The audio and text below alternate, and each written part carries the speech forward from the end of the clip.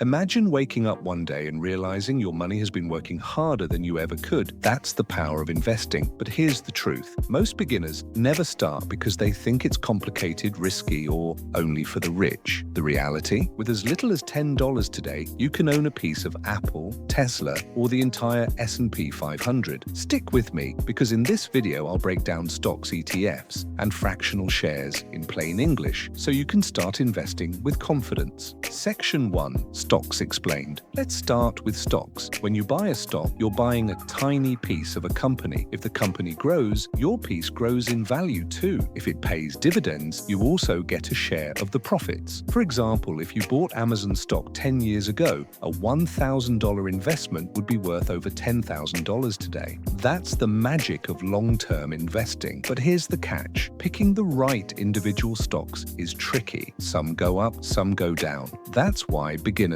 often start with Section 2, ETFs, or exchange-traded funds. Think of an ETF as a basket of different stocks. Instead of betting on one company, you're spreading your risk across hundreds or even thousands of them. For example, the S&P 500 ETF includes the 500 biggest US companies. Buying one share of that ETF means you instantly own tiny slices of Apple, Microsoft, Google, and more. It's diversification made easy. And the best part, ETFs are cheaper and safer for beginners because you're not putting all your eggs in one basket. They also trade just like regular stocks, so you can buy and sell them anytime. Section 3. Fractional shares. Now, here's where investing gets even more beginner-friendly. Fractional shares. You don't need hundreds of dollars to buy one share of Tesla or Amazon anymore. Platforms like Robinhood, Fidelity, or even Cash App let you buy a fraction of a share. That means you can invest $5, $10, or $50 into companies you believe in. It removes the biggest excuse beginners have: I don't have enough money to invest. Now, anyone can start building wealth, even with pocket change. Section 4. Getting started safely. So how do you actually begin? Step 1. Pick a brokerage app that supports fractional shares and ETFs. Step 2. Decide how much you can invest consistently. Think $50 or $100 a month. Step 3. Start with broad ETF and then sprinkle in individual stocks you believe in. Remember, investing isn't about getting rich overnight. It's about letting your money compound over time. Even small, consistent investments today can turn into life-changing amounts tomorrow. So there you have it. Stocks, ETFs, and fractional shares explained in under 5 minutes. The best investment you can make is getting started early. Which one are you going to try first? Stocks, ETFs, or fractional shares? Let me know in the comments below.